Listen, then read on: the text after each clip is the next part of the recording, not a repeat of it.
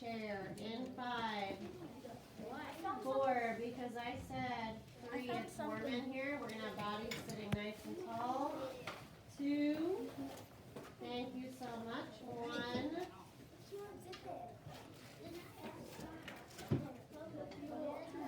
I'll get you. And 0.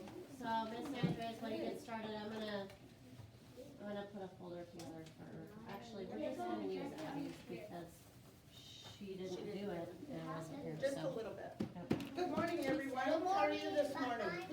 Good. What you need, Rebecca? Do we still need this thing and this thing? Yes. What you need is you need to have this one out, I got all of it. and you need to have this up. I meant like, Okay. do we still need this? Your or other here? papers you can put in your bag behind your chairs, and we'll put them inside of here when we're done, because you're gonna need room on your desk, okay? Thank you for letting me use yours. Why do I have two? Huh? And all the folders. Okay. Okay, and you got your folders here, right? Okay. So, what we're gonna learn today is a little bit about Alaska's people. Okay? So, what-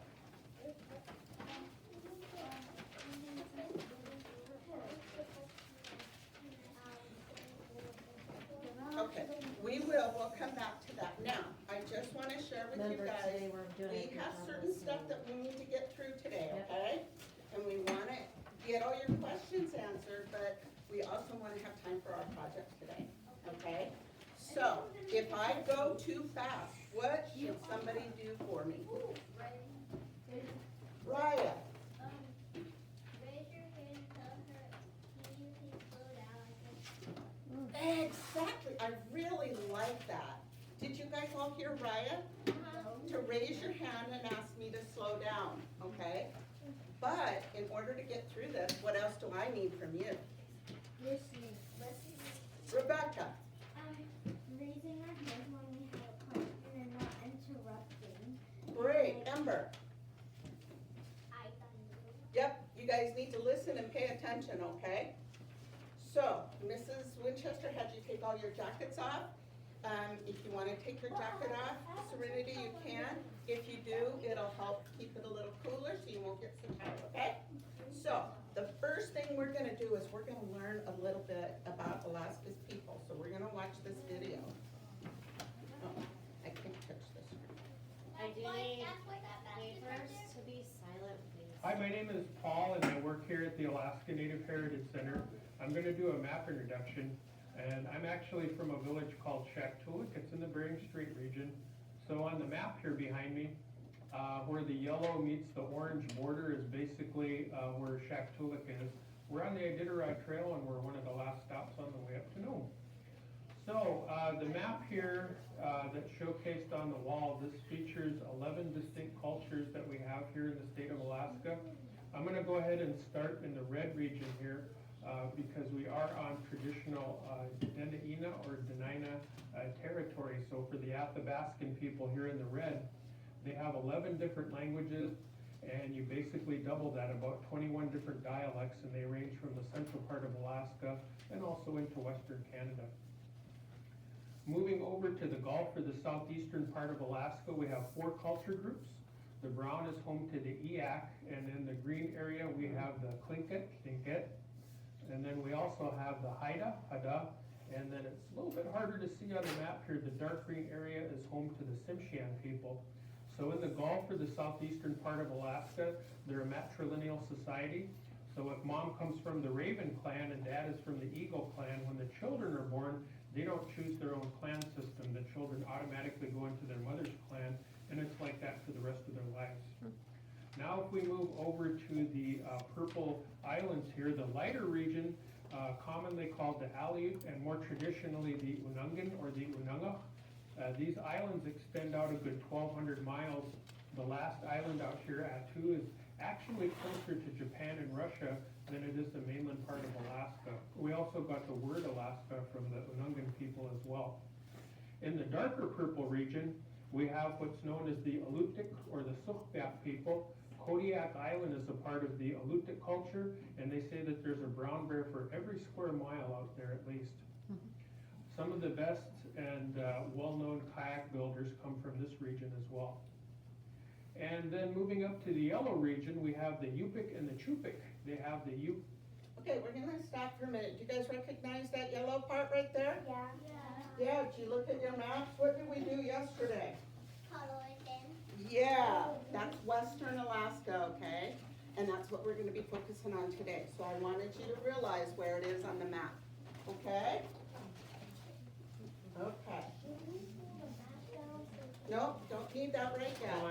on the Kuskokwim River is flowing through their area, so the Yukon is on the top, and then the Kuskokwim River is below that.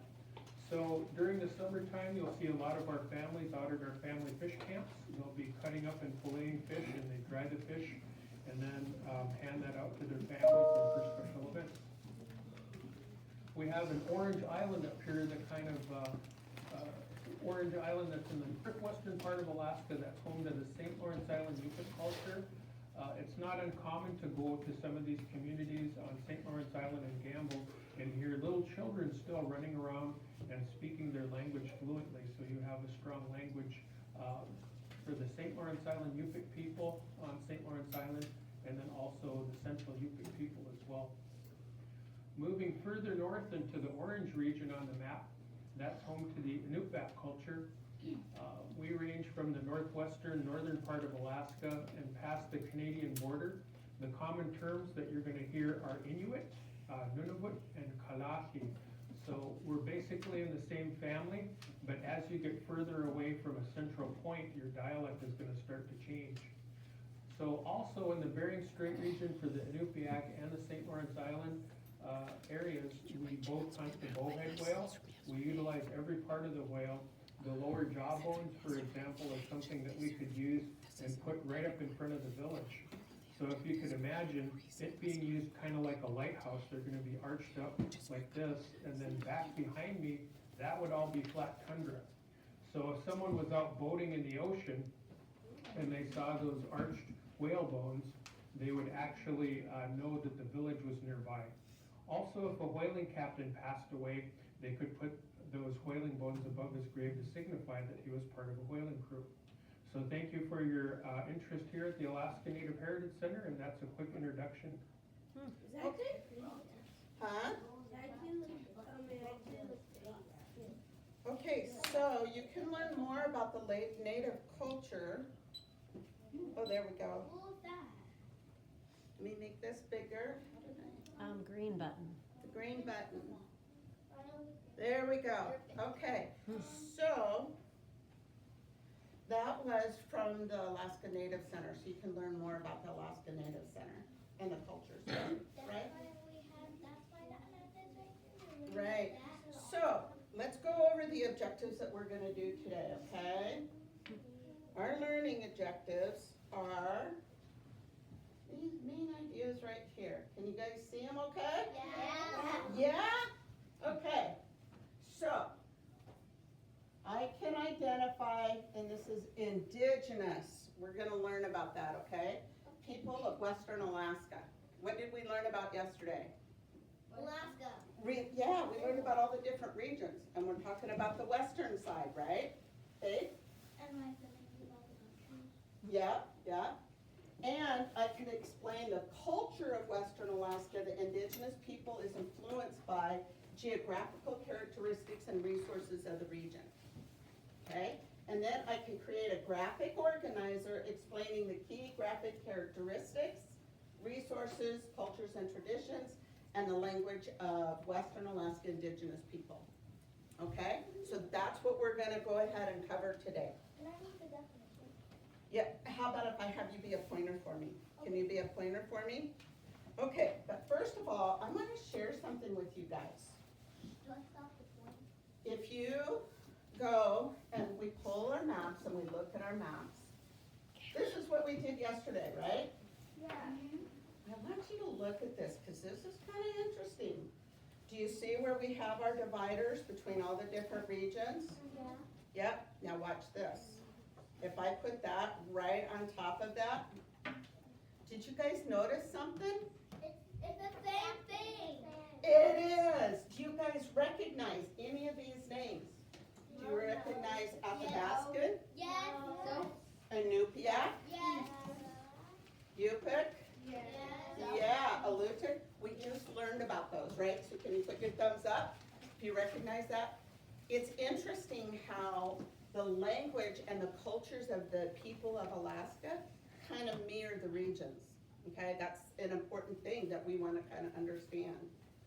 Okay, thank you. So now let's go ahead and go to our vocabulary. You want to do the vocabulary for me? Okay, now I'm going to try to get it so it's focused for you. Yep. Whoop, whoop, whoop, whoop. I'm still learning. Okay, it's like a mirror. When's your second day here? Okay, so Indigenous people. Ravel, can you read that, what Indigenous people is for me? Original or native people. Yeah, they're the native people of the land. They're the first ones here before people from other lands came over, okay? So the next one is Yupik, and that's the indigenous people of Western Alaska. Western Alaska, remember, that's the area we call it, okay? Now that is Yupik. Now I want you to go down here and look at this. Is that the same word? Yeah. No, but no. What's different about that word? No, it's the same. Wait, raise your hand. Sorry? It's kind of the same, but Tonight? it's just but it's just in the middle, on the middle. There's an apostrophe between the P and the I. See that? Right here? See that apostrophe? Okay. This Yupik means the people without the apostrophe. But if you put in the apostrophe, that means the language of the Yupik people. And it also has a U in it. They both have a U in it. But right beside it, it tells you how to say it. Okay? So that's the native people there. And then the next one down is called Yupik. So let me go down a little bit. Yupik. Can we stop? Oh, yeah, nice and easy. Yupik. Why do we have the apostrophe in there? Remember, we just discussed it, right? Because they're just spelling out in there. What's the difference between having an apostrophe and not? Aiden? Yeah, that worked. I think, Yupik means like a state. Yupik is a dialect, but remember when we have the apostrophe there, you're talking about the language. When we do not have the apostrophe, we're talking about the people. Okay, that's the difference. Okay, now Yupik is very unique to Hooper Bay, which is right over here. Remember we marked Bethel? So Hooper Bay on your map is over in the corner on your map. And it's a dying dialect. You guys know what dialect means? Okay, so if I am from the south and I say, hi y'all, what does that mean? Hi. Hi you everyone, or hi everyone, right? But hi you all is a different dialect, or a little, it's still English, right? It's just a little bit different than what we say, okay? Yupik is the same way, it's a little bit different. And there's less than 1,200 people in the world that speak Yupik. So it's like the same word, just like they put it longer? They say it just a slightly bit different, okay? Instead of saying everyone, you say y'all, okay? Kind of in the south. Instead of saying everyone, you say y'all, They put O in it. okay? So Yupik is the direct or a form of the Yupik, a dialect or a form of the Yupik language, okay? Rebecca. Hooper's actually my last name.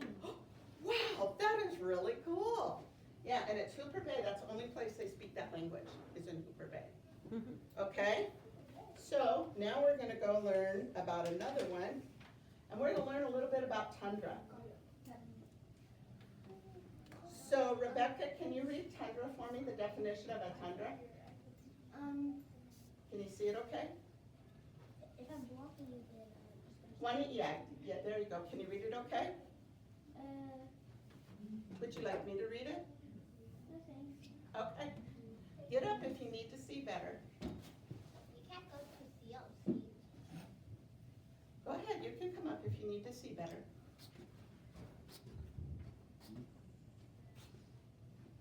Okay. It's treeless. Treeless regions donated by low, by loose shrubs and mosses with permafrost below the surface that melts in the summer and freezes over the winter. Thank you very much. So you see, it's got really, you can't see it here real well, but you will have a better picture of it. It has really low bushes. It's not tall trees.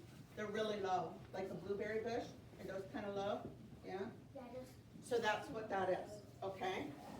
Then the next one is kayak. So kayak is a 1 or 2 person boat about 15 feet long, and it's used for really short distances. They travel along the waterways, or they can also use it for hunting seals. So they can quietly sneak up to the seals to hunt the seals. Okay, the umiak, yeah, right. You forgot to. I did, I just read it. Oh, I missed it. Raya? Okay, so let me read the umiak. Okay, so this is the umiak. Can you read that for me, Raya? Boats? This one right here. Carry up to. Carry up to 40 people and are up to 30 feet long. They are used to travel long distance to hurry. You can't see, you need to move over. There you go. Long distances and whales. Whales, walruses, Mhm. Walruses. swallows, and Yeah, so you look at the difference between the two here. Up here, look, can you just kind of slide over right there? There you go. See up here, we've got a single person, sometimes you'll have 2 in here. But look how many people we have in here. Caleb.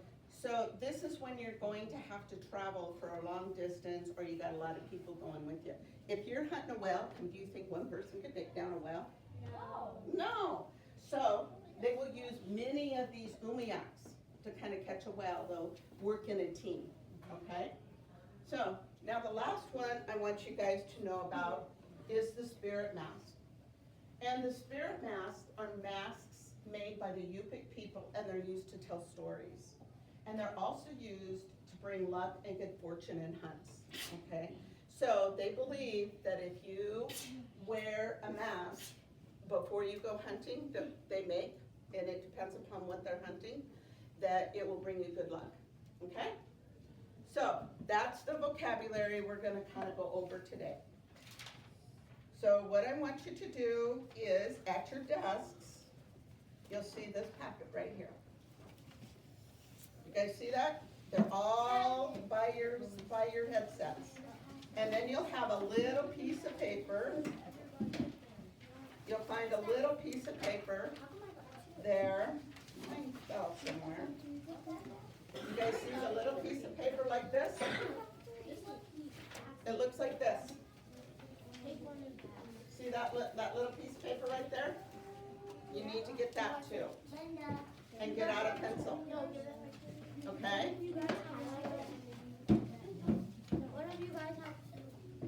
And grab a highlighter. And when you have everything, can you actually either stand or sit on your desk?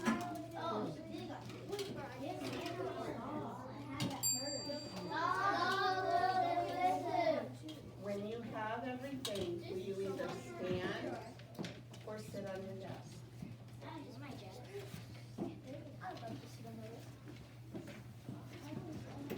There's plenty of highlighters in there. It doesn't matter. They're all for everybody who's available. So you just gotta grab one. You guys have plenty.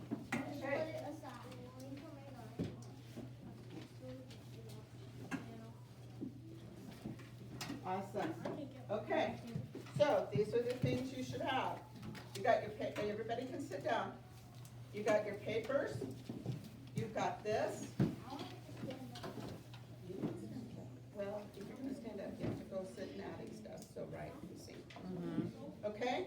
should have a marker and a pencil. We're ready? No, No. no. You can sit at your desk or sit at Abby's. Okay, we're gonna go ahead and start now. Jamie and Jamarian, you guys can sit back down. We're all ready to go. Yes, Aurora. You only had 3? Oh my gosh, you should have had 4, but I know what? I got an extra one right here. Thank you for telling me. Maybe you got 2 because I got 3. You got what? I got 3 that I went back to. Okay. So everybody has it, right? Yeah. Okay. So we're gonna go through here and we're gonna read this. And then we're gonna do interesting facts, okay? So I want you to read along with me, okay? And use your pointer fingers or whatever if you need to. And we're gonna highlight facts as we go, okay? So the Yupik are the original people of Western Alaska.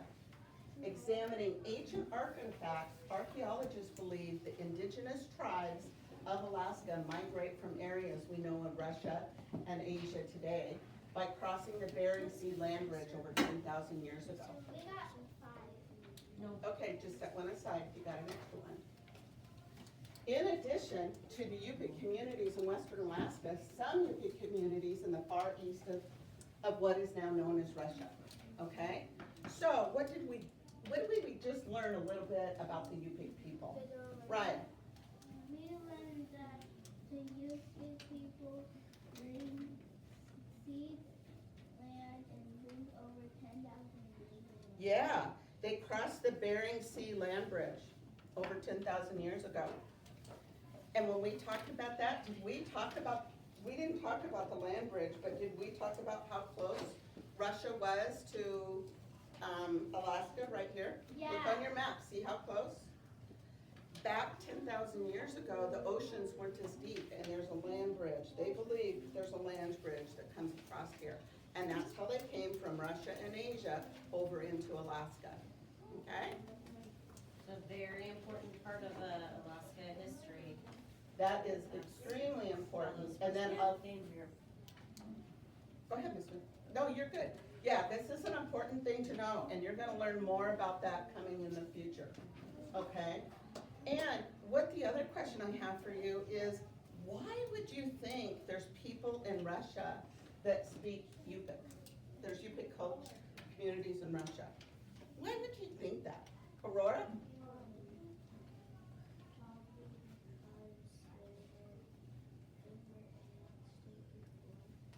Yeah, she said they were in the state, but you meant in Russia before. So, if they were in Russia, you're absolutely right.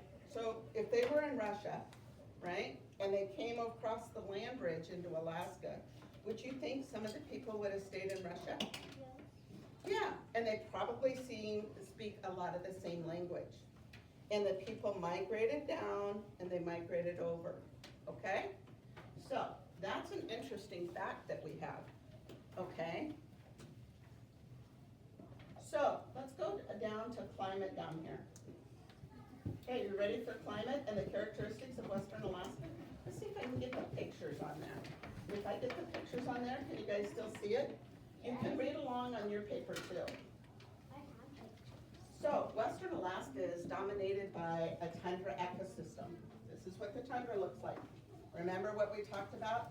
Low shrubs, mosses, not a lot of trees. Some places there are trees. Do you guys know what a black spruce is? Yes. That's that super long pine tree with not many leaves on it, super skinny.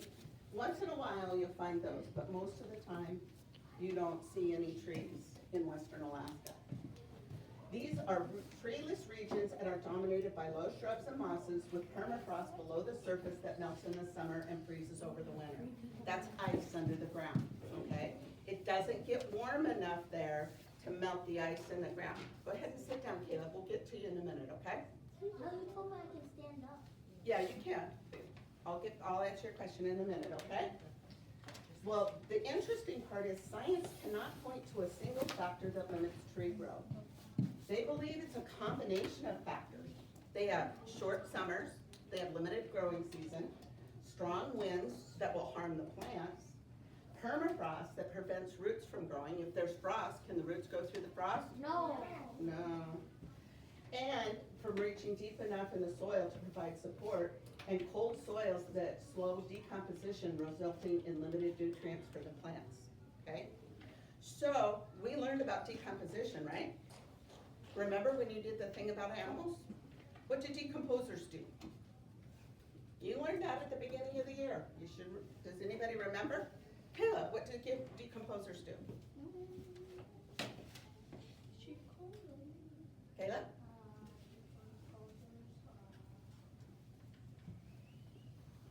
Go ahead. Do they break down? What did they do?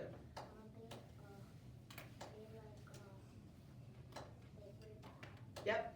Decomposers actually break down the plants and the animals and things like that, and they put the nutrients back in the ground. If it's really slow to decompose, how much nutrients do you think are in the ground? I wouldn't think very much. What do you think, Aurora? 1 maybe. Instead of 10, there's probably 1, or very little. Or 0. Yeah. So, let's go ahead and highlight some of the things that we think is important. In this paragraph, what do you think is important in that paragraph that we might want to tell somebody about Western Alaska? Yupik communities. Well, we're talking about this one down here. We're talking about the climate characteristics. Jamie? The last sentence, resulting in limited. Oh, there's limited nutrients for the plants? Very good. What would be another one that we might want to share with somebody? Kayla? What was the question again? What, in this paragraph, what did we talk about? And what would be an important fact that we would want to share with somebody? What do you think, Caleb? The important one is viral shrubs and Yeah. So they're treeless regions and are dominated by low shrubs and mosses. That's a good one. Okay, Ryan?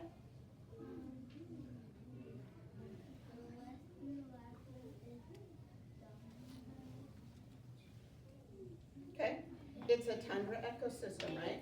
Good job. Okay, so let's go down to the next paragraph and let's talk about the climatic conditions. One of the climatic conditions that give rise to tundra is cold air temperatures. But it's not just the winter cold that shapes the ecosystem. Rather, it's the cooler average temperatures that limit plant growth and encourage formation of the permafrost. Can I shut the doors? Yes, yes, you may. Thank you for asking. In the midsummer, when Earth's North Pole is tilted toward the sun, the days are really long. In our summer, days are long, right? But in the winter, we tilt away from the sun. So what happens when we tilt away from the sun in the winter? It gets colder. It gets shorter. It gets Colder and shorter, right? And it gets really freeze. Yep, yep. So you're right. But as the Earth revolves around the sun towards winter, the poles tilt further from the sun and the days shorten and are colder due to the distance of the area of the sun. So are we cool in Anchorage? No. Are we cooler than in Florida? No. Yes. We have Yeah. cooler weather than Florida. Yeah, is our weather or our temperatures cooler than Florida? Are we colder than Florida? Yeah. Yeah, remember, Anchorage is right, remember up here's the north? In the middle was Anchorage, and here's Florida. We're not that far apart, but how big of a difference do we have in temperature? Lots. But compared to the north, we're much warmer down here, right? Okay. Alaska is the closest one to the mountain. That's why we're the coldest one. Good point. You guys all hear her? Yeah. Yeah, okay. So, what is something that would be important in that paragraph that we would want to share with somebody? Ooh. Only 2 people? Gurval, what do you think?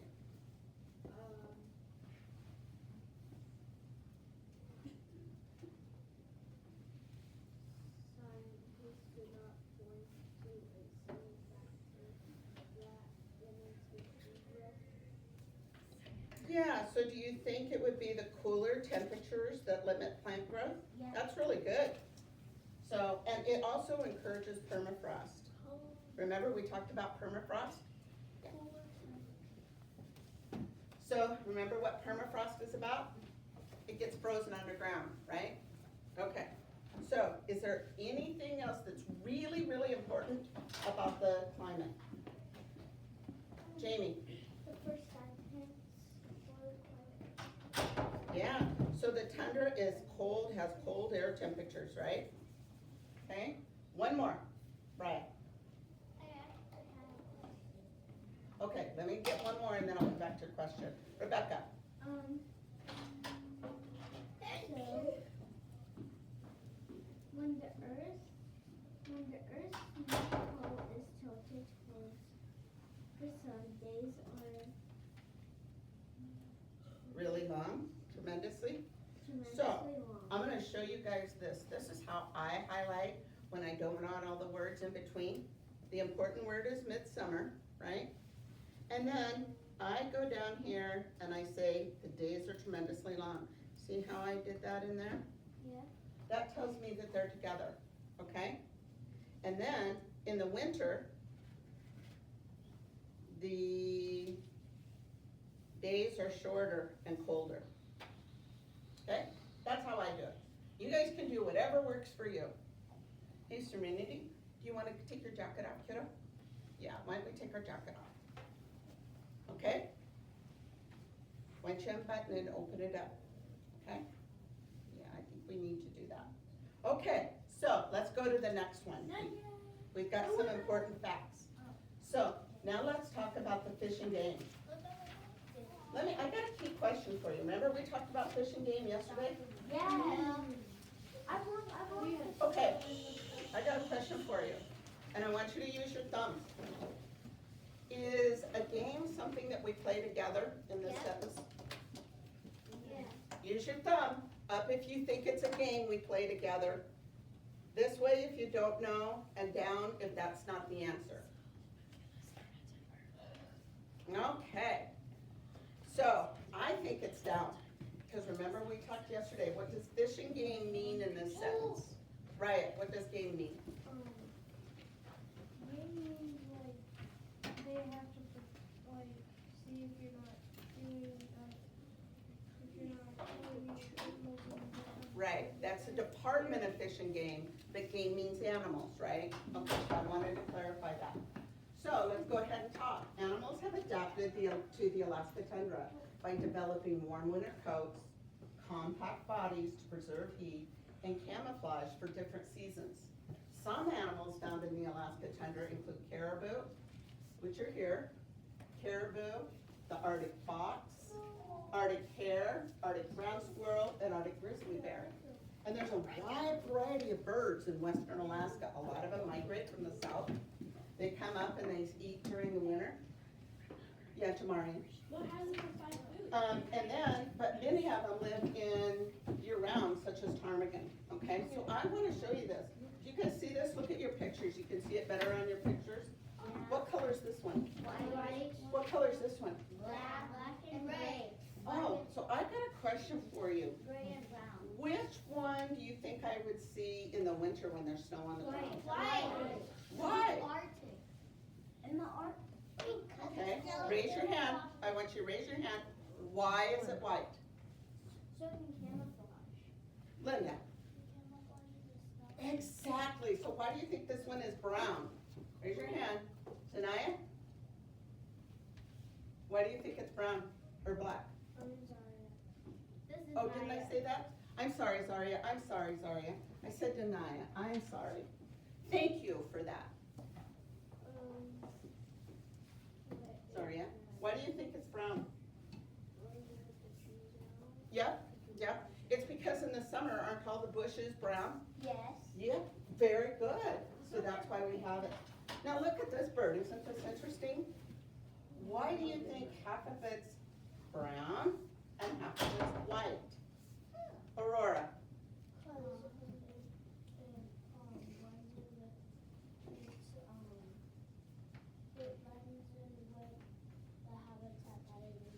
Yep. So in the winter, ptarmigan will get a little whiter. So they'll get more white feathers, but they don't all go away because ptarmigan live in the trees. And did we see there's a lot of wind that blows? Yeah. Really? So if the wind blows, what's gonna happen to the snow on the tundra? It's gonna come off. Yeah, so if it comes off and his head's sticking out and his head's white, what do you think will happen if something's hunting him? Will they see him? Yeah, and they'll attack him and he will my back. Yeah, so a lot of times that is why they're split like that. In the summer, they'll get a little bit darker, okay? So the hunters won't see him. So let's go through and let's look at some of the important facts. I think one of the important facts is animals have adapted to the Alaska tundra, okay? I think that's important, don't you? Yeah, can I get my plate? Oh, I'm sorry, you had a question, yes, thank you, right. But why are we the closest one to Alaska if we're the hottest one to Alaska? Why are we the what? Why are we the coldest one in Alaska? Sometimes some still cold. Okay, well, okay, here, I can explain to you right here. Did you guys hear a question? Why was asking why are we Is in the summer, why are we still cold in Alaska in the summer when the sun tilts, okay? Because of the So, hold on, let me get this out, okay. So we're right here, right? So we're right here, okay, see this? Yeah. Okay, so if we're right there, and we're still tilted to the sun, and the sun's right here, we're tilted a little bit. We are a little bit closer, but are we as close as some of these places right here, if this is the sun? No. No. So that's why, even though we're way up here and we tilt towards the sun, we're not as warm as these. Now in the winter, what do? We tilt the left. Yeah, so see, we're tilting away from the sun, and that's why it's getting shorter, okay? That's why when we get colder in the summer and still In the get colder in winter. Yep, does that make sense? The sun is not near. Okay. So, let's go ahead and move on. Are you guys warm? Yes. I'm getting warm. I'm gonna hang my coat here on here, Caleb, if that's okay. I'm cold. Whew. Okay. So, do we have any really important things we wanna say about the animals here? What do you think, Zanai, or, Zaria, sorry. What do you think? Zaria? When it gets winter and the white clouds get white, what happens when we get summer? What happens? Great, yeah, that's very good. If it's winter, what happens to the flowers? Yeah, so how about if we highlight all the different animals that are there? Do we have to say every single animal? No, but we're just gonna highlight them. Why is it like brown animal? Because it's a caribou. It's a caribou. That is actually caribou. And caribou, they can hide from there, but a lot of times when caribou lay down in the tundra, they see the tops of them, okay? Yeah, Aiden? And they can go to the Arctic too, and like in the snow. Yeah, We learned about it last year. So remember last year, they talked about that the caribou will migrate up north in the summer and then come back and have their babies and stuff, and then come back down. I went Yeah. with you last year. Oh, okay, but that's what they talked about. So the reason why they're white on the bottom is when they're laying down, you might have a little bit of snow on there, they can't really see them, but the wind blows. So if there's some ground there, then it's a little brown, okay? Like Wolverine. So they hide in the fall, in the winter, Yeah, they just kind of lay down when they sleep, Aiden? and like Wolverine. Yep, they kind of do that too. So let's go ahead and move on. Okay, so many of the Yupik communities live near the Yukon or Kuskokwim rivers. Remember, we talked about that, with some located along the Bering Sea. So remember, look at your maps. Remember, we highlighted here. That's the Yukon, right? And that goes in there, and this is the Kuskokwim. Can you guys see? Look at your maps. Look at your maps you have. Then, look at what this is. This is the Bering Sea right here. You guys have the same maps I do. You made them yesterday. Serenity, once you get out your maps, and let's take a look at your maps. Okay, get your map out.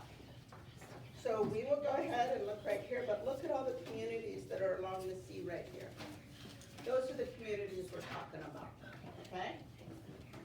So the rivers have freshwater fish, such as trout and sheepfish, as well as salmon migrating to the waters to spawn. There's whales, seals, and walruses that migrate through the Bering Sea during the summer months. So those are some of the animals that they will see in the water. So what do you think is important in that sentence? What is an important topic that we have? What about Tamari? What do you think? What's important?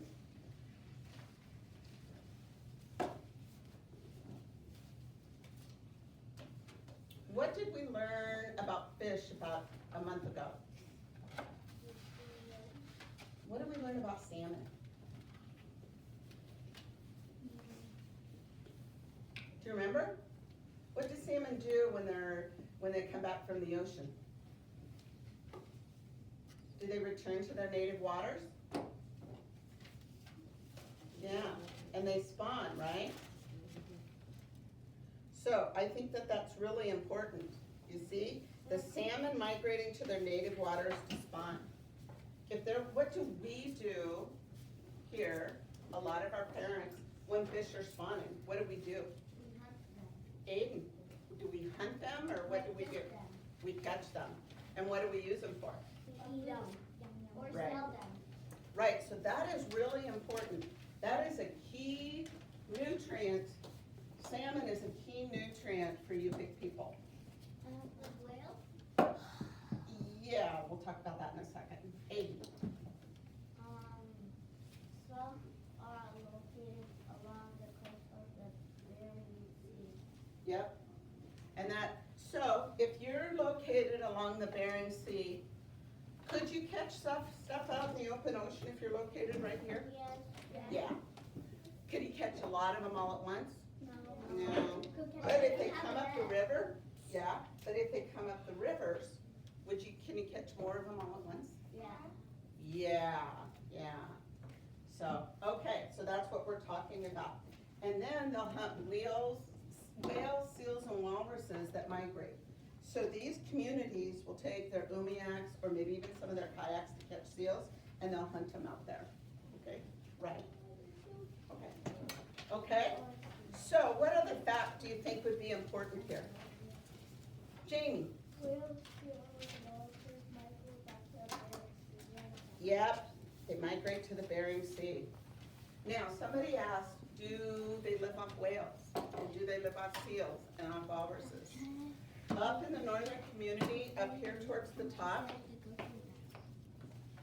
or in this area right here, they will do some whale hunting, but primarily, you guys see this?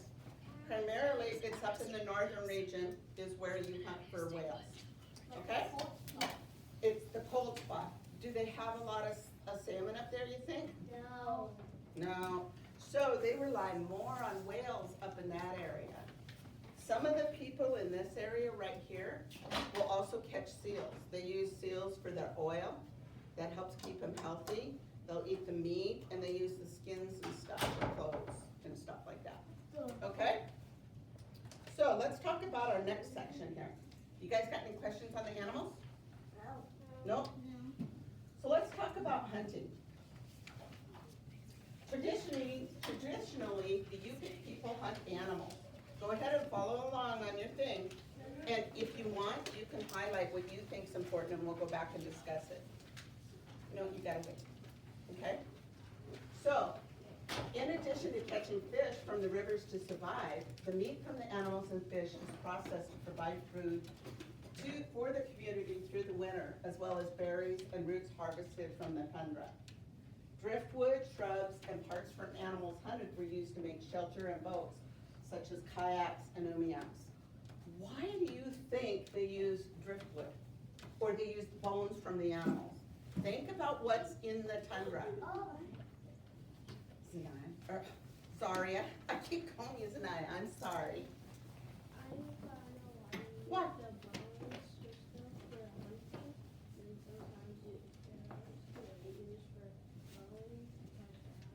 Yeah, but why? Why would they use the bones? Aurora?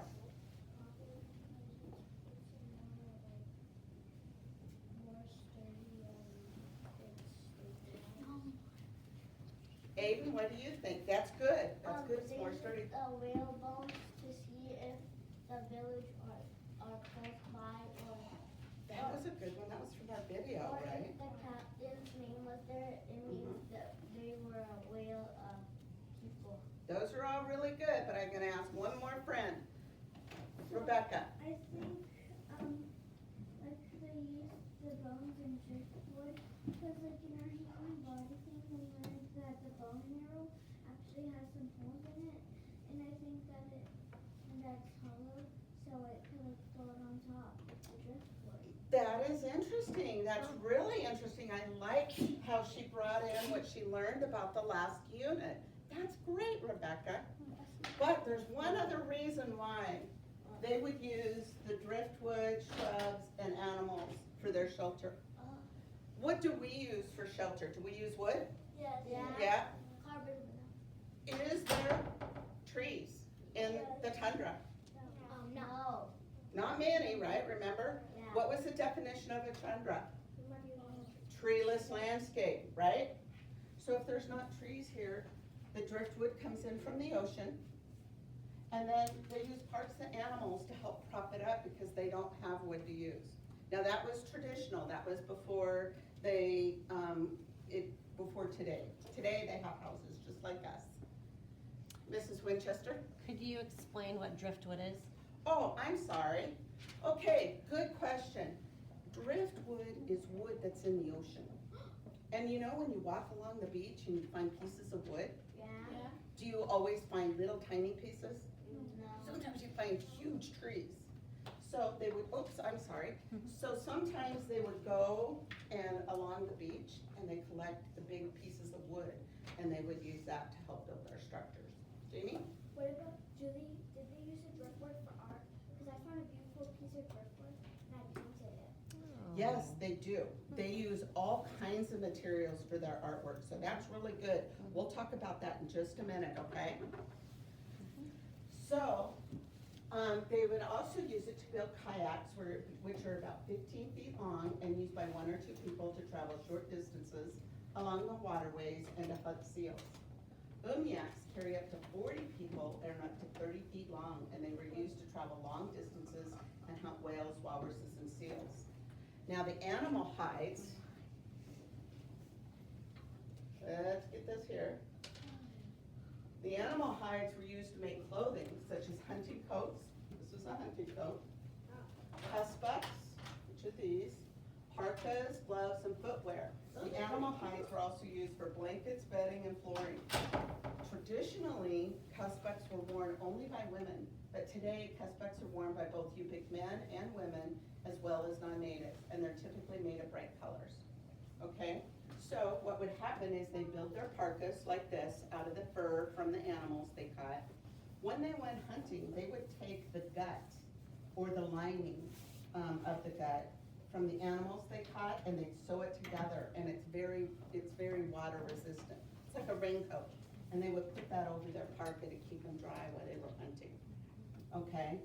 This is what the cuspucks look like today. Have you guys seen a lot of people wear cuspucks? Yeah. Is it, oh, okay. How many people have seen men wear cuspucks? Can you put your thumbs up?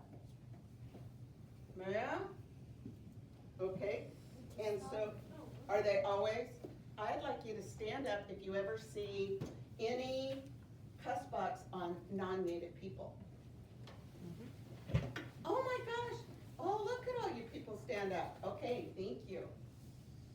So a lot of non-native people, these have become very, very popular among the people, okay? So let's go back and let's figure out what's important in the hunting. So what do you think's important in the hunting? Does somebody, we're gonna talk about this whole page. So can somebody give me an example? Graval, what do you think?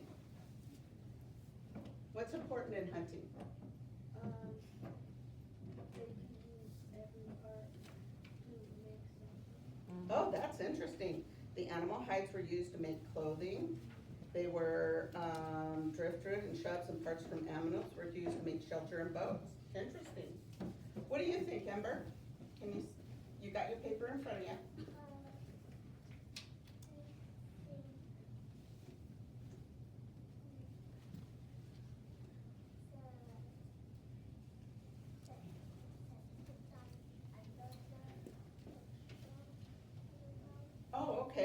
umiaks?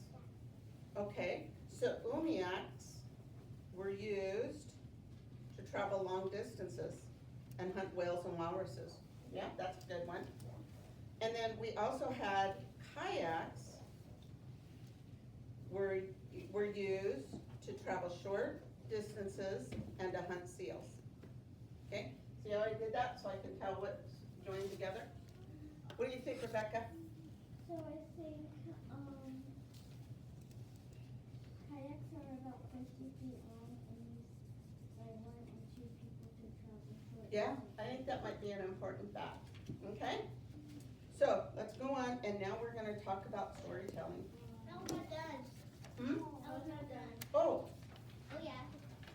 I'll tell you what, we're gonna move on, but I will post these up here when we're done. So if you need these, we'll talk about them, okay? You can come up and look at them. Okay? Okay, we're gonna move on to storytelling.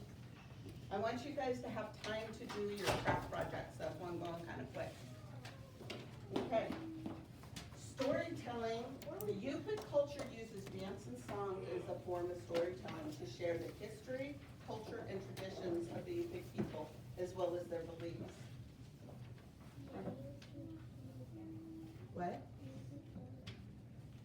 No, wait, why don't we sit there, because we're gonna be done here in just a minute, okay?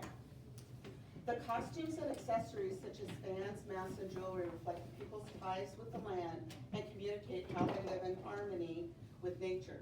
And today, a majority of the artwork within the region is a symbol of traditional and current beliefs and values, with many artists selling their works to tourists, museums, and collectors. So, I find this interesting, that dance and song through storytelling shares the history, culture, and traditions of the Yupik people. Why would you think, now let's listen, why would you think they would use dance and song to talk about themselves? What do you think, Aurora?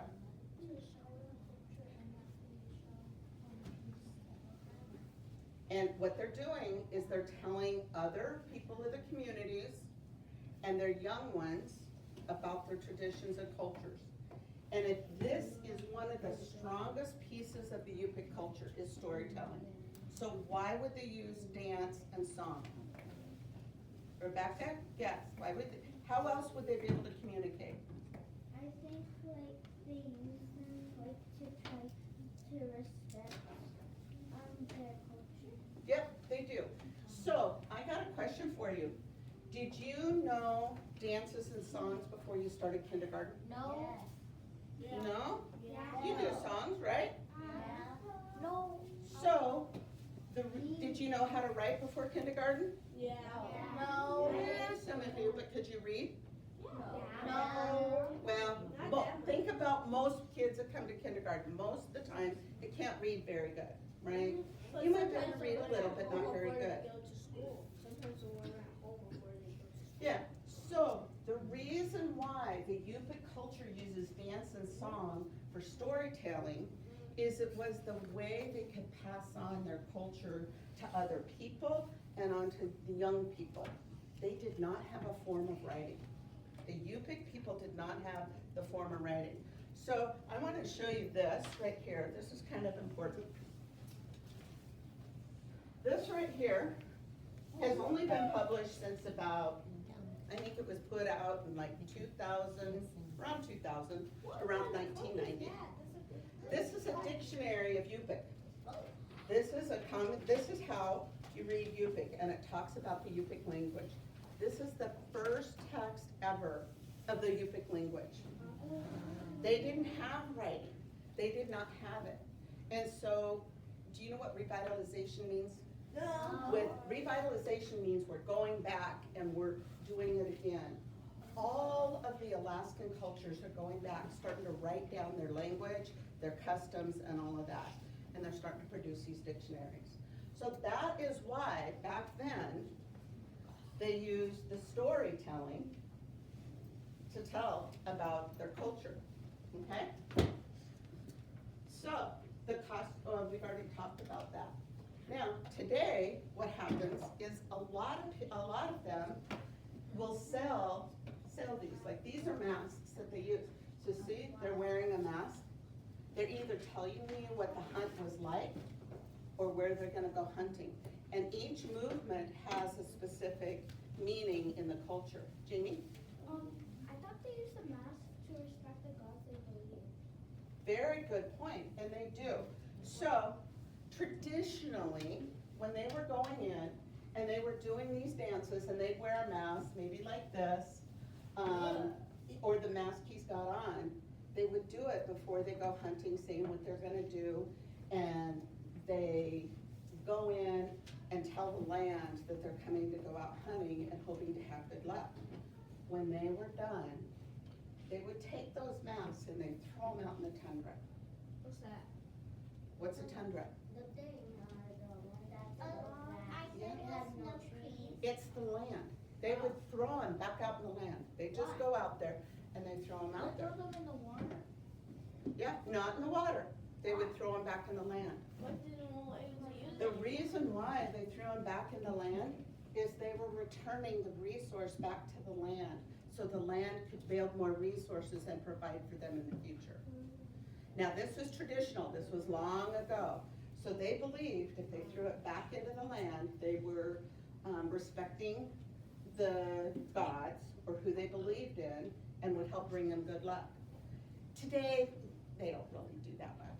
Not today. This was really an old time. So, this is back, I would say probably about 200 years ago. Not compared to the Rome. No, not like Rome. No. Well, even back then, yeah, because to be honest, when was Rome? 500 years ago. Okay. So, now listen. If we have 500 BC for Rome, right? BCE. Oops. So we have 500 BCE for Rome, right? So we have 500 BCE. This is Rome, right? Okay? So if we have today's 2025. That's how old Jesus is. So we have 1,475 years ago, right? Yeah. Okay? So, if that is how long Rome was, what would today be if we were talking about the Yupik culture? So the Yupik, they were 10,000 years ago, right? Today is 2025, right? They were 10,000. If we take that away, this is 8,975 years ago. What? Which one's older?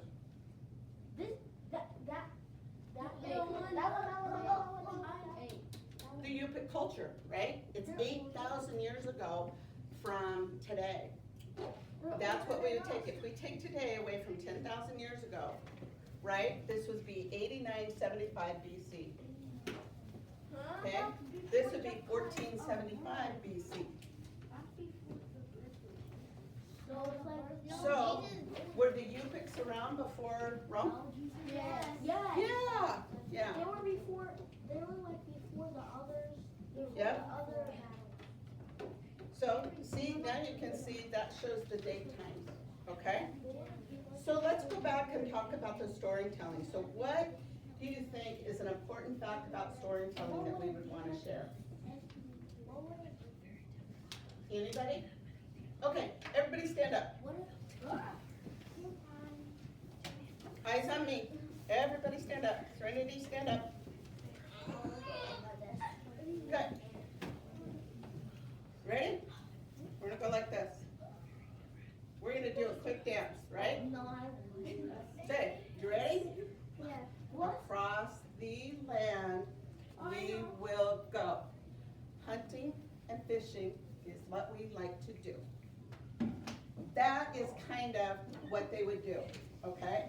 Now, I'd like to share something with you guys. This is some. Okay. So, what this is this is a traditional mask, okay? Can you guys see it? Yeah. I want you to look at the back. Oh, See the back? I can't. You don't minute, I'll hold it over here. Aiden, can you see? Yeah. See, it's the back animal hide. Yeah. Okay, so when they were getting ready to go hunting, and in the winter before they were doing hunting, they'd wet the skin of the animal and they put it over their face like that, and it would form to their face. And it would actually form on their face. Then they would put animal hides around it to make it look like them. And when they would do the dances, this is what they would do. They'd do the dances, and then when they were done, they'd throw it out in the tundra, and then give it back to the land, so the land would bring them good luck in their hunts. Okay? How something it is. You guys see that? Yeah. Do everybody see the back? I Now, like the front. do they still do that today? No. Yeah. But do we still see masks and stuff today? Yeah. Do we see stuff like this? What do you think? I think those. Have you guys seen these? What do you think they might be? But Oh, I know what the Buddha have letters in their hands and yeah, these are artists today's replication. Caleb, How about the why don't you face? sit Oh, down the here. face had the mask on it. Yeah, this is a dancers. These are a dancer for, yeah, from the Yupik culture. And these are done often for tourists, for art collectors, and people to buy. It's a way for them to have their living. Do you guys see what I have on my ears? Yeah. Do you see those white pieces? Yeah. What do you think those are? I don't know. Earring balls. Those white pieces are balls made out of ivory. Ivory is a piece of bone from one of the animals that they've hunted. So today what happens, they will hunt, but not as much as they used to, but they made beads out of it. And they made earrings that you could buy. Now, do you guys see this one? Yeah. Is that made out of copper? This is made by a friend of mine who is Yupik. Okay? I want you to look, do you guys see the swirl in there? Yeah. What colors are the stones? I can't see it. I can't see. It's okay, you should. So can you guys see the stones? No. I can't. I'll come around. Can you guys see the stones? Yeah. Brown and red or brown and what? Brown and red.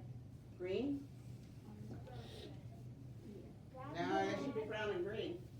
Oh, yeah, brown and green. Brown and green. Guys see it? I couldn't see it. Just a second, I'll be right back. Do you guys see it? Can you see it right? I'll be right over. I see brown and red and green. Yeah, it's kind of what they call it. It's an amber, but yeah, okay? Yeah, okay, let me show everybody. Okay, quiet voices, let's listen and I'll finish telling you. You see that? Okay, so it's brown and green, but I want to show you guys this. So if we're going in, do you guys notice the shape? Yeah. Okay, so the shape's kind of like this. I got one that's here and it goes around, right? Right? And I got one that's here Looks like a dad. that kind of goes around, right? That's what my necklace looks like. I'm not a very good artist. This is important. This, I believe, is green. No, it's red. That's the part. Oh, that's the red one? Okay. Yeah. So we're gonna call it amber, Amber. okay? Red stone. That's a type of stone. This one is green. But amber's brown. That's brown. This is the name of a stone. Amber. Not ember, like her name, but, Amber starts with the E. right, but this is Amber. amber. Okay, so listen, Starts with the A. this is really important. They have the swirls going around with the green and the swirls going around with the ambers. The amber represents the land, and the green represents the ocean. And it is that they're interconnected together. Oh, yeah. So that is what my necklace means, is there's a balance between land and water, and that we're part of that balance, and we're all connected. So this is a modern day rendition of a traditional Yupik concept. and they believe this very strongly. So he made that for me. So I wanted to share with you why or how today's people carry on their culture and share their culture with others. Okay? So we gotta move on or we're not gonna have time to do your project. Okay? So let's go ahead and move on. So I'm gonna highlight these real quick. If you don't get them, get your highlighters out and get ready. If you don't get them, I'll post them up here. Okay? So they use dance and song as a form of storytelling. Okay? To share the history and culture and traditions. Okay? That is the key thing about storytelling. They tell about their culture. Like the Roman and Greek. Yep. So now we're going to go on to language. I'm going to teach you some language. Okay? Hello, come on. You didn't get it? Come on. Okay, there we go. Come on. Okay. Can you guys see this okay? Yeah. You guys have your paper in front of us. You might have to follow along with your paper. Okay. Eyes on me. There's nothing. Hey, Riot, can you take your coat off or unzip your coat? There you go. Okay, you ready? Yupik is a traditional language spoken by the Indigenous people of Western Alaska, as well as Yupik, which is a dialect of Yupik. Today, the majority of communities speak English as well as some Yupik and Yupik. However, many of the elders in the community only speak their native language. Elders are like your grandparents. They're older people in the community. They never learned how to speak English. Okay? So, no? Okay. Friends, quiet signal go. We have too many friends speaking out and forgetting what our yellow poster time is all about. Teaching. This is about teaching, right? So voices should be off unless your hand is up and Miss Andres has called on you. Now, friends, I know I'm going through this kind of fast, but I want to give you time to do your masks. We're going to make masks today. Okay? But we've got to get through this part because I've got to teach you this part. Okay? Deal? Okay. So, I'm going to teach you some Yupik. So, hello, and this is all, look in your sheets. Hello is chamai. Can you say chamai? Very good. Oh, that's interesting. Jamie made an interesting observation. What's goodbye? Chamai. C is ch in the Yupik language. Okay? So hello is chamai and goodbye is chamai. Just like aloha in Hawaii, right? Yeah. Okay. So, what would you say? Okay, so now let's look at mother. Mother is pronounced Anna. Can you guys all stop? Can you say it together? Anna. Nice. Okay. Father is pronounced at-a-twa. At-a-ta. That's father. Yeah? Okay? Now, this is a hard one, so you guys really need to focus on this one. They don't have Thanksgiving out in the Yupik culture, but what they do is they have feasts. So this is Happy Feast or Happy Thanksgiving, and this is how you spell it, but it's Sin-Uram-Pillar-Kof. Okay, stop. Let's say it together. Ready? Sin-Uram-Pillar-Kof. Okay, let's stop. Let's do it all together. You ready? 1, 2, 3, go. Happy Thanksgiving to you guys too. Okay, so what I want you to do, you guys have this right here. Here is the answer to these. So the first one I did for you, that's chamai. Right? Look on your little paper, get this little paper out. That's right. It was on your desk this morning. Okay? Here's one right here. Oh, you got it? Okay. So I'm gonna put this right here so you guys can see. She said to get, what? You said this is right.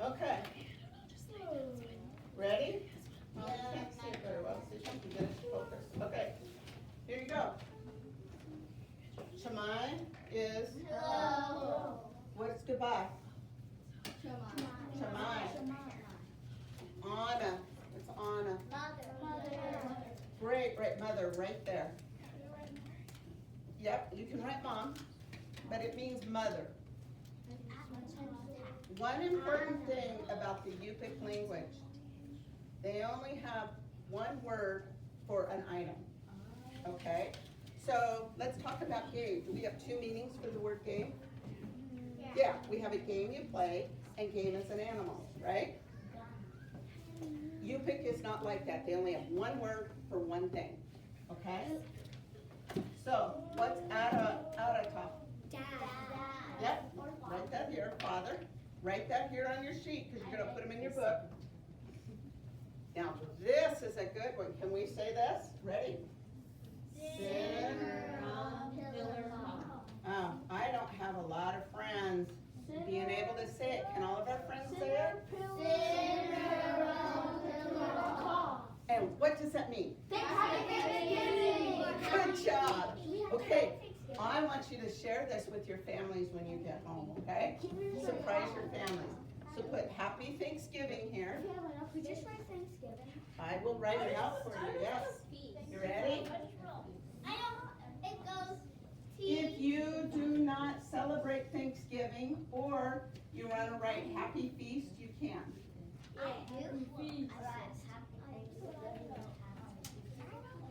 Or it can be Happy Feast.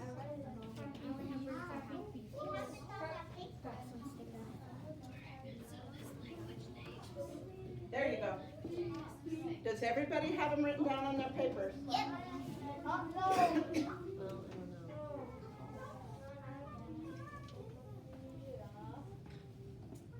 Sanders, what are we writing for language name at the top? Oh, sorry, that's a good point. So language name would be Yupik.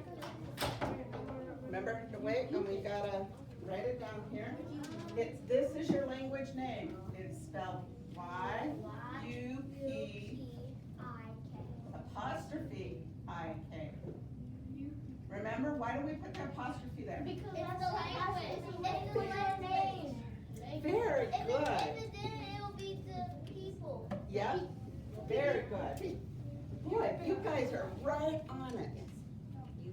Okay, so I'm gonna leave these up here, and I'm gonna talk a little bit about the communities, and then I'm gonna give you instructions what we're gonna do next, okay?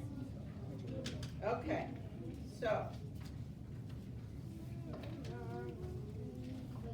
Traditionally, there were no Yupik chiefs or political leaders in the tribes. Yupik communities were guided by clan leaders, sometimes banded together under temporary leadership for a war, or as a commander. Today, Yupik villagers are governed by tribal councils. It's just like we do. Council members are elected by all the residents of the village, just like what we do. Like senators? Yes, kind of like that, yep. So back then, they didn't really have a chief, or they didn't really have somebody that ruled, or king that ruled the whole community. They kind of did it together, and they turned to the elders. Remember, what are elders? Senators. The older people in the village to help guide them, okay? Like a brother or sister? No, they're elders. They're like your grandparents, okay? Or your parents? Yep, okay. 1, 2, 3, eyes on me. 1, 2, eyes on you. Okay, here we go. Now, the Yupiks do not have reservations. Like most Alaska Natives, they live in native villages that are independent from one another, but they form coalitions with some of their neighbors. Have you guys learned about reservations yet? No. Okay. You will learn about that probably in 5th grade. Reservations are lands that are owned by the native people down in the lower 48. When the white people came and they took the land from the indigenous people, the government gave them some of the land that belonged to them. They can do whatever they want on their own land. They make their own rules, they make their own laws, everything. We don't have that kind of system in Alaska. What we have is they're just communities, just like what we have in Anchorage. Yep, yep. However, the government recognized that those communities have resources that are valuable. And what they did is they set up corporations. Have you heard of native corporations? Okay, native corporations are corporations that were set up on behalf of the tribes of Alaska. There's 13 of them. And those corporations share in the resources of all Alaska together, and they share with each other, okay? What you need to know, there are two important corporations that represent the Yupik people. You have Chalista Corporation, which is the Bethel area and all that, and then you have the Bristol Bay Native Corporation, which is down in that little handle, okay? And they make sure that all the resources are shared by all of the villages and all the people, okay? So It's if what? you are Alaska Native, Yeah. your family is probably part of one of the corporations that is part of Alaska. If you are from the western region, or your family is, you have some ties to Chalista Corporation or Bristol Bay Native Corporation. Yeah, and what they do is, as an Alaska Native, you have a share in this company. You get part of, you're an owner in that company, because it's owned by all the people of the region, okay? And they make sure, Chalista Corporation and Bristol Bay Corporation, they try to raise money to help the people of the region, okay? That's what they do. Okay, so, we got that covered. Now it's time for activity. Yep, okay, so this is what I want you to do. I want you to get out your other paper. Can I borrow this? This paper? Okay, I want you to get out this paper, and remember we highlighted the stuff on your papers? I want you to write at a minimum 2 things for each one of these. Please ignore the language one. I cut that out for you. Okay, so just quickly write, and it doesn't have to be in full sentences.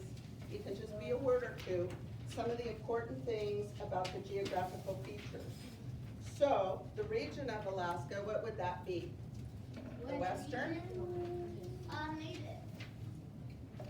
Can you write the western? Yep, Okay, this one's here you go, Tim. Okay, so the first one, it would be western, right? Because we're talking about the western region. The region of Alaska, western. I gave you guys all my copies yesterday because people were missing copies, that's why I don't have an extra copy. So we're just gonna have to do this together. Here. So, up here, you write western Okay. at the top. Okay? Does anybody have an extra copy of this? Yeah. No? Okay. Yeah. Kelly, we are so sorry for the interruption. There is a vehicle outside. It is a blue Dodge, and your trunk is open. If that is you, you can call the office and we can take care of it. We just don't want to bother anybody's car. But a blue or purple Dodge car trunk is open. Okay. You ready? Now, we gotta get through this or we can't work on our mouse. I only got a limited time. So we're gonna go through this quick, okay? If you need to look at your papers, you can look at your papers. Okay, what's the region of Alaska? Western. Very good. Western. Make sure you're riding along with Miss Andres. Yep, make sure you're right along with me. Serenity, get your pencil out. Let's right along with me. Fill it out together. You already did it? Oh, nice. Good job. Okay, what's a graphic feature? Is it a tundra? Yeah. Okay, so it's tundra. Whoops, I misspelled that.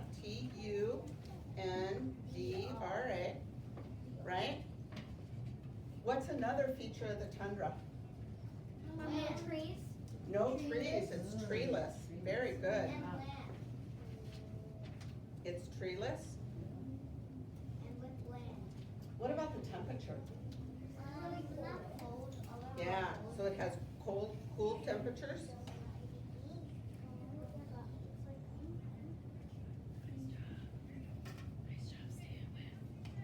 I really like how all my friends are doing this. My goodness, we're gonna have to give you all points for this. We're gonna have to give all of you table points. Okay? One more feature. What's one more feature of the tundra? What does it have under the ground? Mass. No, Look at that's your where they text. put it. Look at your text. Below the grass. Permafrost. Permafrost. Good job. Oh, I love that. Permafrost. Excellent. Okay, we got everybody? Hayden. I'm done. Okay, cool. If you're done, please put your pencil up in the air if you're done, so I'm gonna move on. I know all of our friends may not be done, but I gotta move on. Okay. You ready? So I'm just gonna slide over a little bit. Okay, so now we got a list of resources. So, resources is what they would use to live. So what is one of the things they might use to live in the region? Wheels and stuff. Caleb, And hunting. what would they use to live?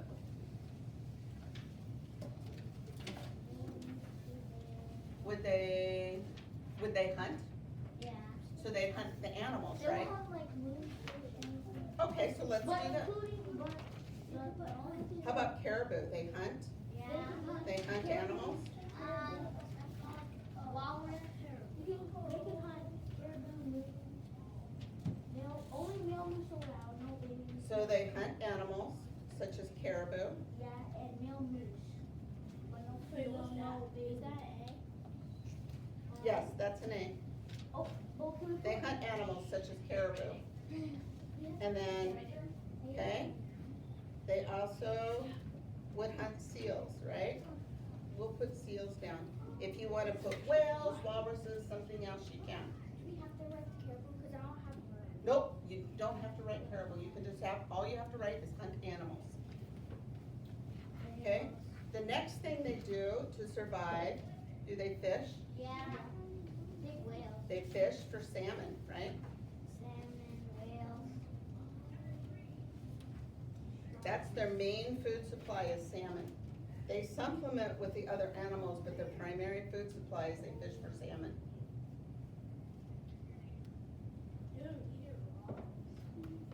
Hmm? They eat it raw occasionally. Traditionally, what they do is they catch it in fish camp. They'll eat the eggs right away as raw, like a caviar, and then they can eat some of the raw fish, but that's not the majority of their food. What they do is they dry it.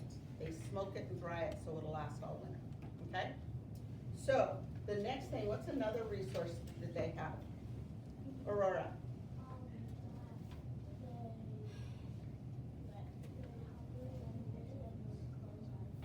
Yeah, they make clothes out of them, so they use hides for clothes, right? For clothes. And how about shelter?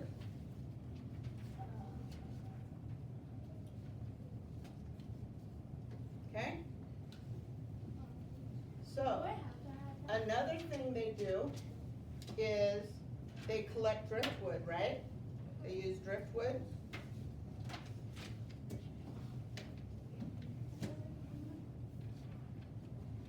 For shelter. What is that? Oh, driftwood. Okay, this is the same thing as and, called an ampersand. Yeah, I already knew that. Driftwood. It says ward. Is that a six? Ward. Oh, I said driftword. Oh, good catch. Good catch. It's driftwood. Good catch. Okay. We're creating a new word. Yeah.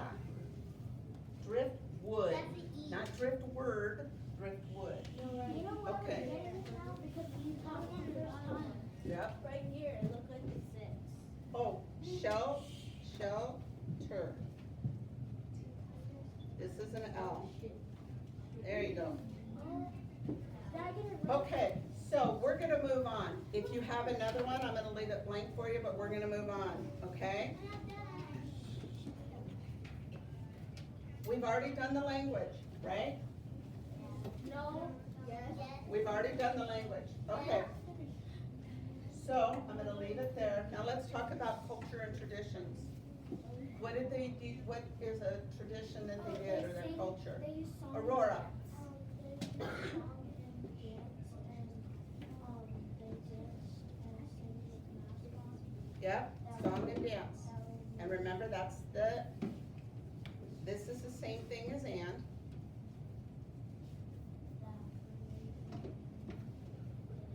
For storytelling. You don't have to write for storytelling, but you can say they have song and dance. Yeah? Okay, another one is they had, and there's 2 lines there, you can write on 2 lines. They had masks for good luck, right?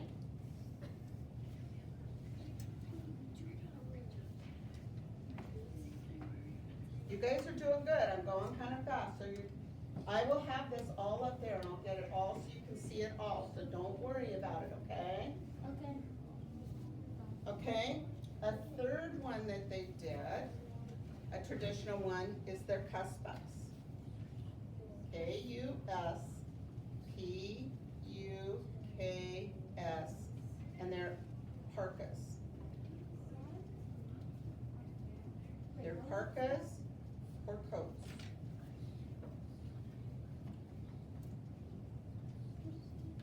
Okay.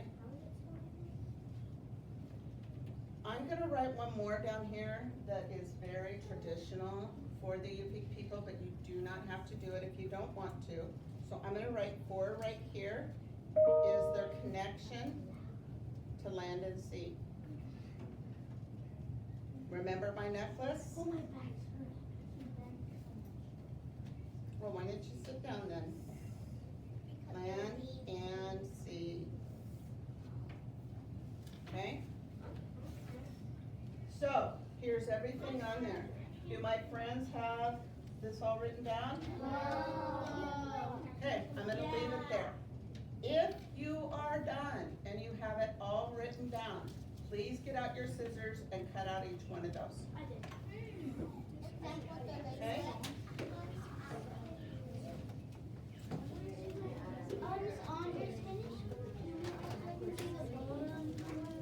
Oh, you wanna see the bottom letter?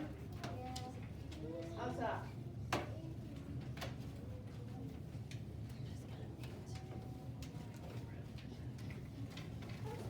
Is that better, guys? Okay. I can't see it now. You can or cannot? Can't see what? I mean the voice level thing? Yeah, I don't know how to get that away, but that's just part of the computer. The voice Okay. level. So, when you get it done, cut your stuff out, and you're gonna put it on your paper, on your folder. And I want you to use a glue stick. Do not use glue, use a glue stick. Why didn't you write on the first one?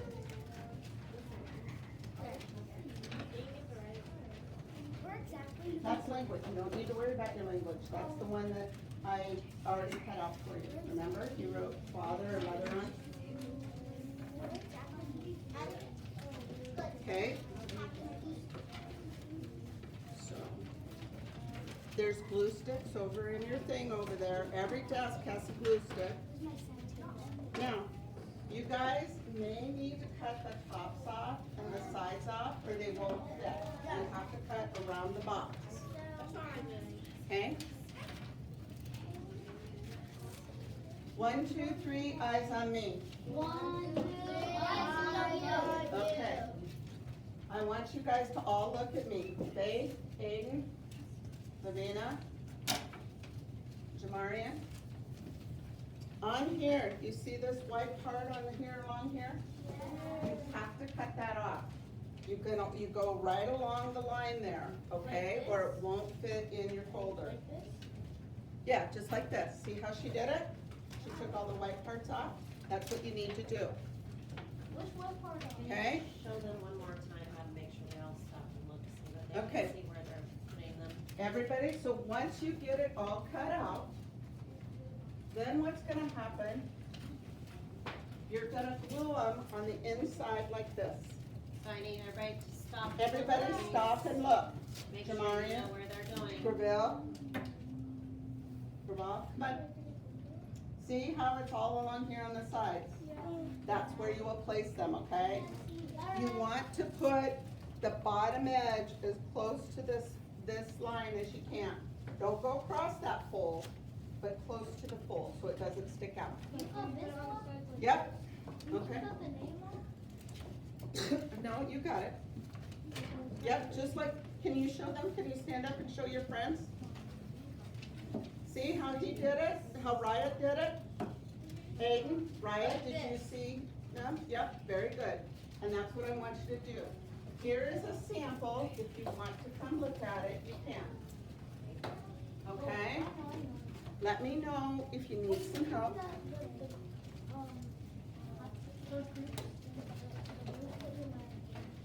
Oh, here's a glue stick right here. And each desk should have a glue stick. Make sure you don't use glue, but use a glue stick. And when you are done, oh, here, right up there. It's right there. Nope, Serenity needs to go down and grab that. Sorry, she's gonna go get that. She's gonna go grab it, it's that last piece Yes, that Serenity, you you need. need to get that piece or you won't have it for your book. It's right there. She need to write on it. That's your language. You need that for your book. So it's right under there. You need to go down and get it. I got it all. I'm done. Okay, if you are done, please let me, raise your hand and let me look and make sure we got it all. Very good, very good. I want, yep, and I want you to turn them over and put your name on the back.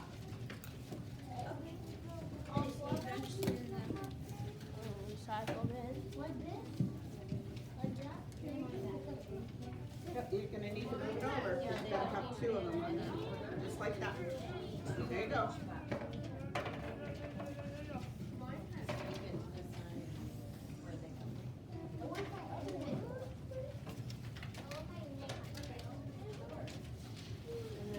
There's this one, did you write on this one? This is your one, oh, there, you gotta cut them out. Well, we're gonna, one more we're gonna do. Okay, did you get everything cleaned up? Excellent, good job. Cut these out. And you put 'em on. Just like he did. See, can you put 'em around it? And put them on there?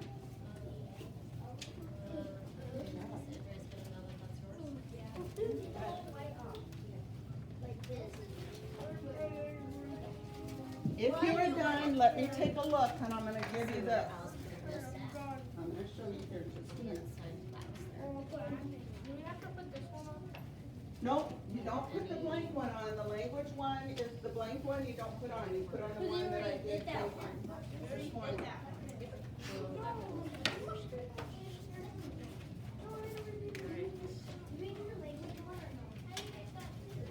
Not the blank one. Nope, you could do the one that I gave you this morning that has the words on it.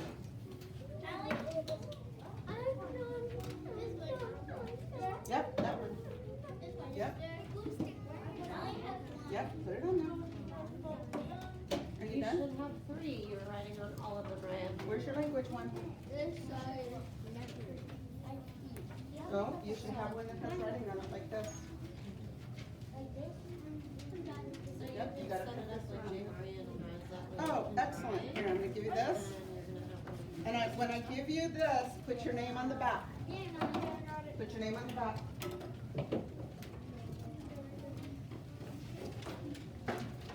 Okay, you can just swing it around it. Hey, let's roll quick. Let me see. There you go. Hey, where's your legend? Yeah, you didn't get your legend? This piece right here. Did you not do that? Okay, it needs to go on here.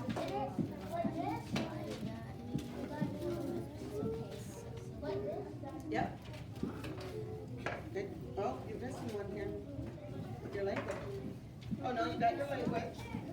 This is your culture. Teacher, you're missing your resources. This one. Here you go. Okay, and then glue your legend on there.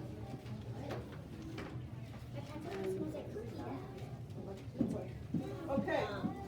Oh, you're missing your language. Put your language one on the one you pulled out this morning.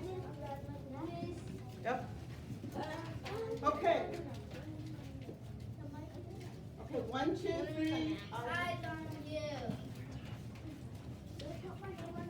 Okay, just a minute. 1, 2, 3, eyes on me. 1, 2, eyes on you. Okay, what I want you to do is on your folder, after you get all 4 of these on here, you see me, put your name on the back of the folder. This? And, just a minute. Hey, eyes on me. 1, 2, 3. Everybody, eyes on me. 1, 2, 3, eyes on you.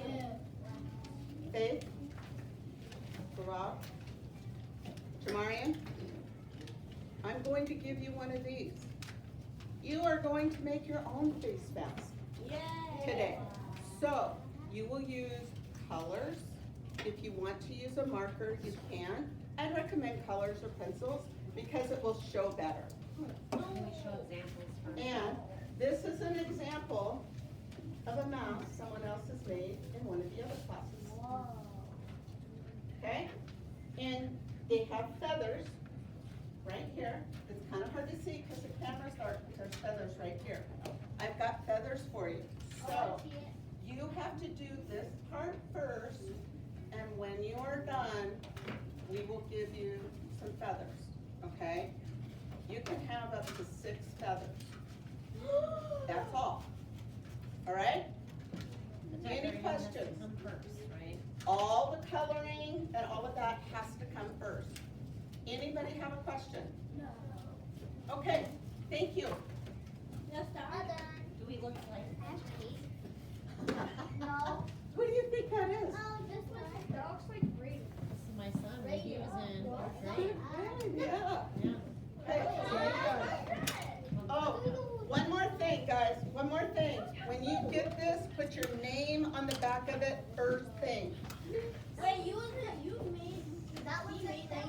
Yep, make sure you put your name on the back. Those are on the cups. Okay. That's your son is Winchester? Oh, I remember, but you look different now. I know. Bro, he has a job. Good job. No. Now, you can do this. He's Color not this, right. okay? I do know that. Okay, I want to see. Caleb, let's focus on your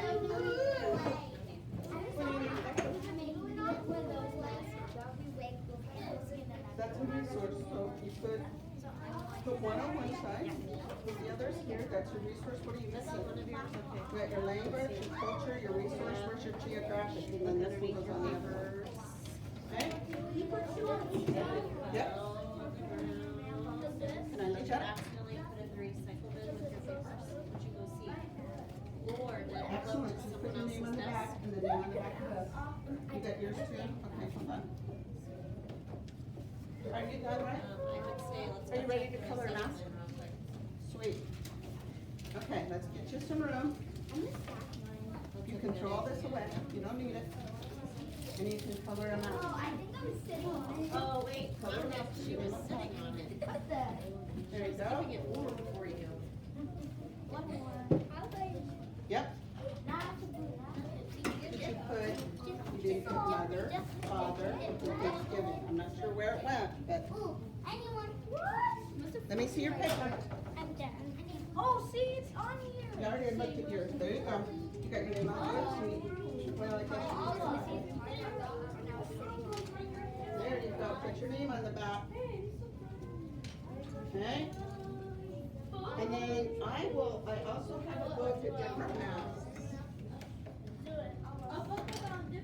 Did you get all yours? Which one's the back? I don't know which one's the back. Okay.